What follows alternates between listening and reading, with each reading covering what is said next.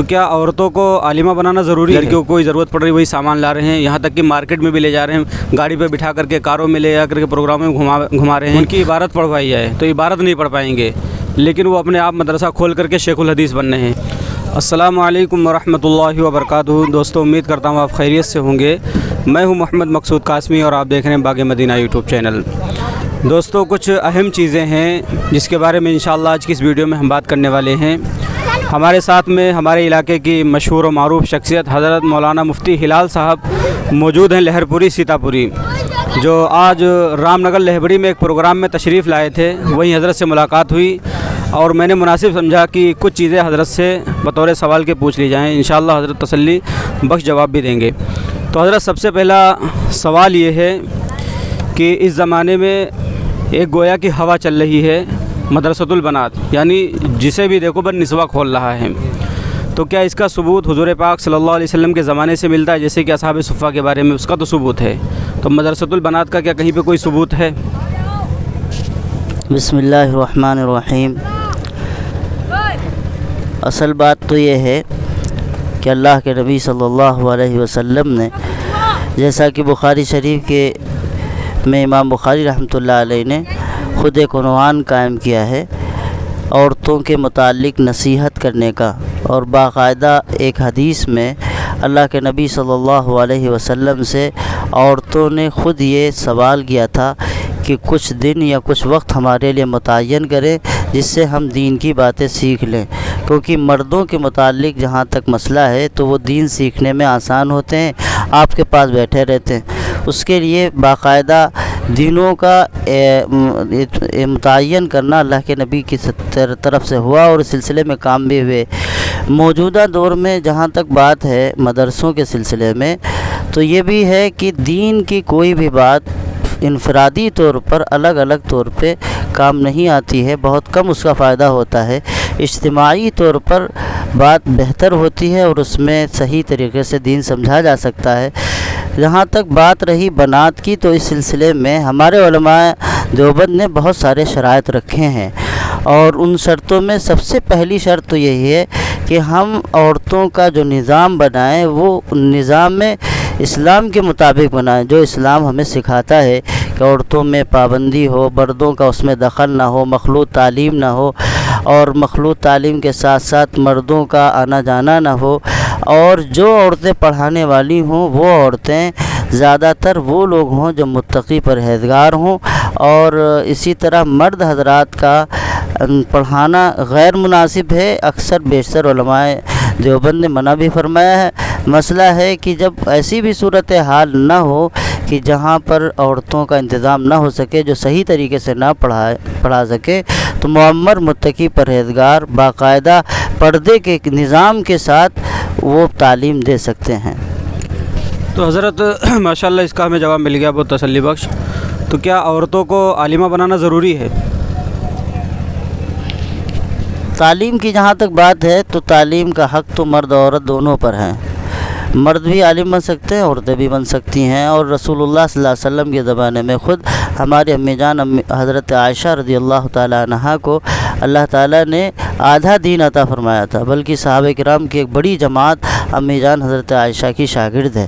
تو اس نسبت سے اگر ہم سمجھتے ہیں کہ عالم بنانا ایک ضابطہ ہے اور اسی طرح فاضلہ بنانا ایک ضابطہ ہے، ضابطے کے اعتبار سے اگر مخصوص طریقے سے نصاب ہو جس میں دین غالب ہو اور دین کے ساتھ ساتھ ان کی تربیت بھی غالب ہو، اور مخصوص عورتیں ہیں، تو عالمہ بنانے میں کوئی قباحت نہیں ہے، بلکہ سلسلے میں اللہ کے نبی صلی اللہ علیہ وسلم کے بعد دور تابعین اور اسی طرح آج تک سلاطین ہند میں ایک بڑی تاریخ ہے، اور عورتوں کا بہت بڑا کردار ہے دین کے معاملات میں، تو اس سے تو انکار نہیں کیا جا سکتا کہ ہاں بنایا جا سکتا ہے۔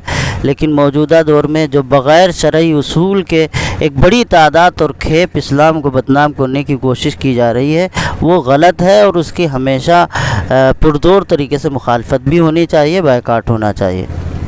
اچھا حضرت، دیکھنے میں آ رہا ہے کہ نوجوان عالم ابھی فارغ ہو کر کے آئے ہیں، نہ تو اتنا تجربہ ہے نہ اتنا پڑھے لکھے ہیں، اگر انہیں بٹھا کر کے، یہ تو بخاری شریف قرآن کے بعد سب سے صحیح کتاب ہے، بخاری کے علاوہ جتنی بھی سیاہ ستہ میں کتابیں ہیں، اگر ان کی عبارت پڑھوائی جائے تو عبارت نہیں پڑھ پائیں گے، लेकिन वो अपने आप मदरसा खोल करके शेखुल हदीस बन रहे हैं। ना तो इजाज़त ले रहे हैं किसी से जा करके, ना ये देख रहे हैं कि हमारे इलाके में कोई मशहूर शख्सियत है उसे ला करके हम अपना 10-15 हज़ार या जितने भी तनख्वाह दे करके उससे हम बुखारी को पढ़वाएं। खुद ही शेखुल हदीस बन रहे हैं। तो शेखुल हदीस बनने का गोया कि एक क्रेज़ है।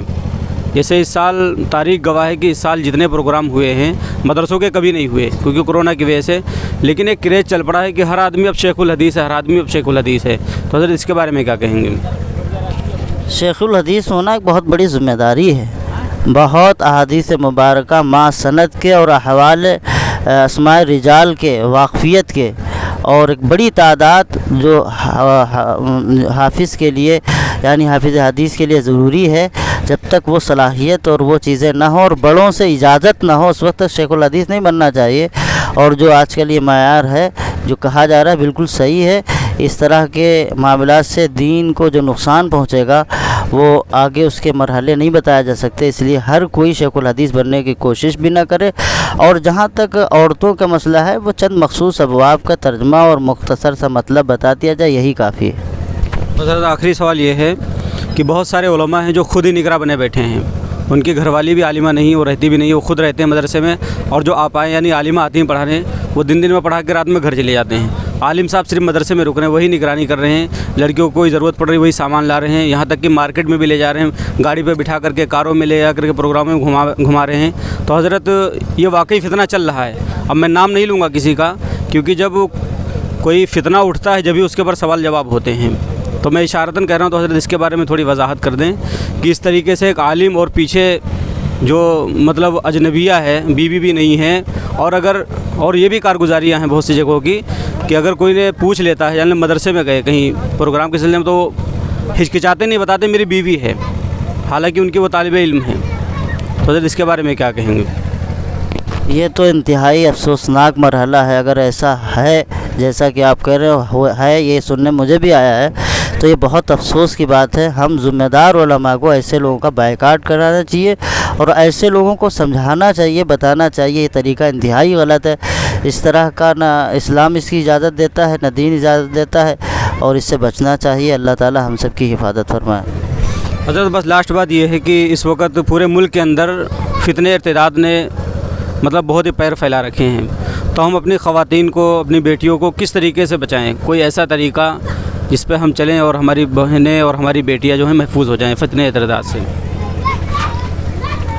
अवलन तो जो हमारी बच्चियां आलिम हैं उनका इस्तेमाल करना चाहिए इस मैदान में। एक बड़ी तादाद आलिमात की है, लेकिन सच मानों में हम आलिमा बनवा देते हैं अपनी बहनों को, अपनी बच्चियों को, अपनी बहुओं को, लेकिन जो आलिम होने के बाद माशरे में उनका किरदार होना चाहिए और जो मकाम होना चाहिए ना हम खुद दे पाते हैं ना माशरा दे पाता है। उनका सही तरीके से इस्तेमाल किया जाए और उन्हीं के ज़रिए से औरतों में दीन की बेदारी पैदा की जाए और हर घर के अंदर एक माहौल बना दिया जाए कि रोज़ाना 1 घंटे की तालीम का निज़ाम हो।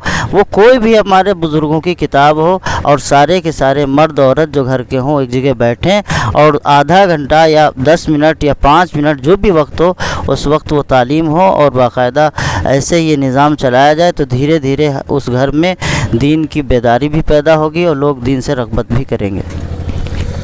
माशाअल्लाह, ये थे मुफ्ती हिलाल साहब जो रामनगर लहबड़ी आज प्रोग्राम के सिलसिले में आए हुए थे। हज़रत से मिलना हुआ, बड़ी खुशी हुई और हज़रत किसी तारीफ़ के मोहताज नहीं हैं। हज़रत मौलाना मुफ्ती हिलाल साहब लहरपुर सीतापुरी, आप इनके काफ़ी बयान मेरे यूट्यूब चैनल पर भी पड़े हुए हैं और जो बातें थी दिल के अंदर एक कुढ़न थी, कुछ बेचैनी थी, वो कुछ हद तक दूर हो गई है और मैं उम्मीद करूँगा अपने व्यूवर से कि इस वीडियो को आगे भी शेयर करेंगे और जो ख़ास तौर से मदरसतुल बनात खोले हुए बैठे हुए हैं गोया कि उन लोगों तक ये वीडियो को पहुँचाएँगे और उन तक जब पहुँच जाएगी तो इंशाल्लाह वो भी अमल पैरा हो जाएंगे।